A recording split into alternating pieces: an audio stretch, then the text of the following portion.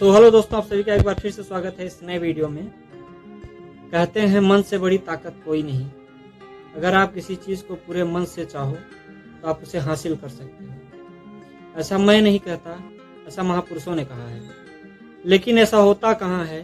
कोई भी व्यक्ति अपने जीवन में दुख तो नहीं चाहता है, परंतु फिर भी वह रहता दुखी ही है।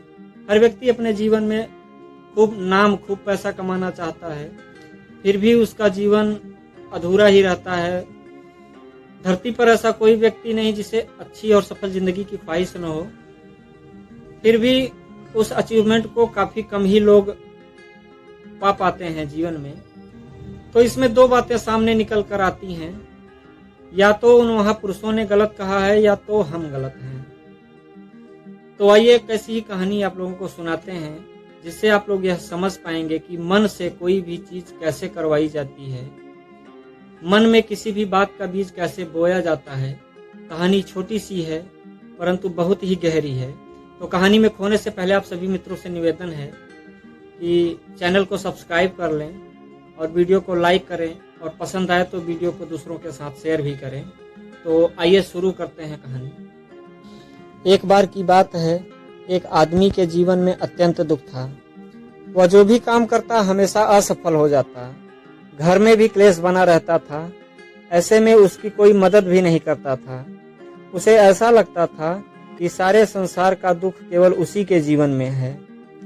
एक बार उसने निश्चय किया कि इन सभी समस्याओं से उसे छुटकारा पाना है।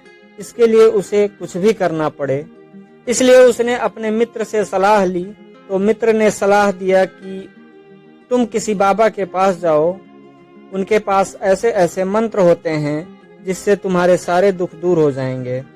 अब वह जिस भी बाबा के बारे में सुनता पहुंच जाता अपनी समस्या को लेकर। बाबा दान दक्षिणा लेकर टोटके बताकर वापस भेज देते।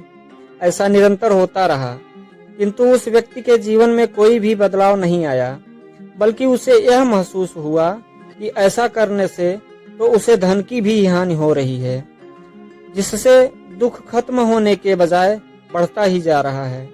एक बार एक सज्जन ने उसे पंडित जी से हवन और शुद्धिकरण करवाने की सलाह दी। उसने बताया कि हवन करवाने से सारी बुरी आत्माएं भाग जाएंगी। उसने ऐसा ही किया, किंतु उसके जीवन में कुछ प्रभाव न पड़ा। फिर एक दिन उसने एक ऐसे महात्मा के बारे में सुना जो बिना दान दक्षिणा लिए ही समस्या का निदान करते हैं।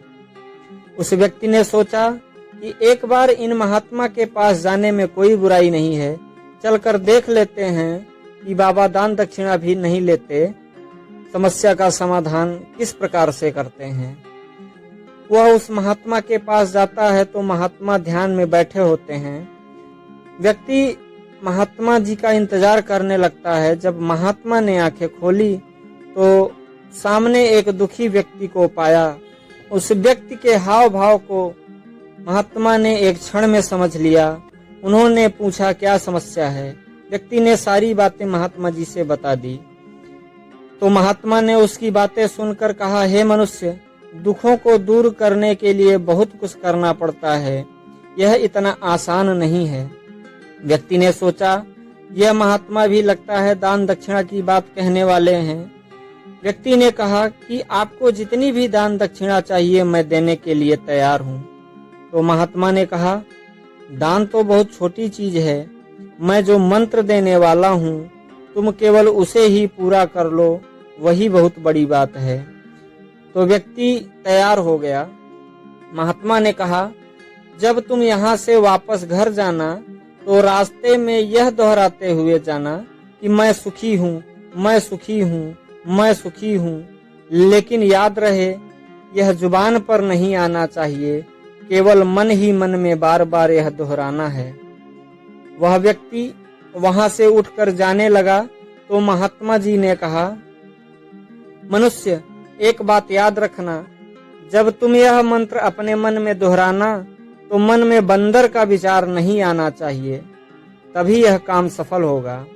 उस व्यक्ति ने सहमति दी और वहां से उठकर चल दिया। रास्ते में मैं सुखी हूँ, मैं सुखी हूँ, मैं सुखी हूँ मन ही मन दोहराता हुआ जा रहा था कि अचानक उसके मन में बंदर का ख्याल आ गया। उस मनुष्य ने सोचा, आज तक मुझे बंदर का कोई विचार नहीं आया, ये आज अचानक बंदर का ख्याल कैसे आ गया। और ऐसा करके उसका विचार बंदर की ही ओर केंद्रित हो गया और वो यह भूल गया कि उसे क्या मंत्र दोहराना है। तभी अचानक उसे सामने से एक बंदर दिखाई दिया और ये देखकर वह अचंभित हो गया कि उसके मन में बंदर का विचार नहीं आना चाहिए, यहाँ तो साक्षात बंदर ही दिख गया। ऐसे ही बड़ी मुश्किल से सफर करते हुए वह घर पहुंचा और घर पर पहुंचा तो वह बहुत परेशान था कि आज तक मुझे बंदर का कोई ख्याल नहीं आया, ये आज अचानक क्या हो रहा है मेरे साथ। यही सोच सोच कर वह रात भर सो नहीं पाया और सुबह उठकर वह सीधे महात्मा के पास पहुंचा और चरणों में गिरकर कहा, महात्मन, पता नहीं क्या हो रहा है, आज तक मुझे कभी भी बंदर का ख्याल नहीं आया, लेकिन जब से आपने कहा है कि बंदर का विचार नहीं आना चाहिए, तब से मुझे हर जगह बंदर के विचार आ रहे हैं। मुझे तो आपके पीछे भी पेड़ पर बैठा बंदर केले खाता हुआ नजर आ रहा है, यह हो क्या रहा है। यह सुनकर महात्मा हंसने लगे और बोले, मन का जाल एक ऐसा जाल है जिससे निकल पाना इतना आसान नहीं है। बंदर तो तुम्हारे रास्ते में पहले भी आते थे, जब तुम पहली बार मेरे पास आए थे तब भी ये बंदर इन्हीं पेड़ों पर घूम रहे थे, लेकिन तब तुम्हारा मन और दिमाग इन बंदरों की ओर नहीं गया। तब तुम्हारे मन में, तुम्हारे ध्यान में सिर्फ तुम्हारा दुख था। महात्मा ने बताया, असल में हम जिस चीज से छुटकारा पाना चाहते हैं वह निश्चित ही हमारे ध्यान में आता है और उससे छुटकारा इसीलिए पाना चाहते हैं कि वह हमारे साथ बहुत गहरे से जुड़ा हुआ है और आखिरकार वह हमारे अंतर मन में प्रविष्ट हो जाता है। ऊपर से तो हम सुखी होना चाहते हैं, लेकिन हमारे मन में दुख ही समाये हुए हैं। हमारे विचारों में, हमारे मन में हमें दुख ही दिखाई पड़ते हैं, क्योंकि हम उन्हीं के बारे में सोचते हैं। यह सुनकर उस आदमी ने कहा कि महात्मा, यह मंत्र हमारे अंतर मन में प्रविष्ट कैसे होगा। यह सुनकर महात्मा ने कहा, अपने दुखों से लड़ना बंद कर दो। जब तक तुम अपने दुखों को दूर करने के बारे में सोचते रहोगे तो बार बार तुम्हारे दिमाग में यह विचार आते रहेंगे, वो तुमसे चिपके रहेंगे। जिस दिन दुखों को दिमाग से हटा दोगे, दुखों का ख्याल मन में आएगा ही नहीं, तो दुख अपने आप दूर हो जाएंगे। हम ज्यादातर दुखों के बारे में ही सोचते हैं, इसलिए दुख हमारे जीवन में बने रहते हैं।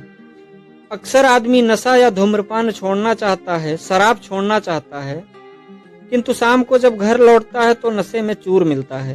ऐसा क्यों होता है कि जो हम सोच रहे हैं उसे पूरा कर ही नहीं पा रहे हैं। हमारा मन शराब या नशा छोड़ने के बारे में जितना अधिक सोचेगा, हमारा मन उस चीज के पीछे ज्यादा ही भागेगा। हमें उसको सोचना नहीं है, बल्कि बिना सोचे उसे कर गुजरना है।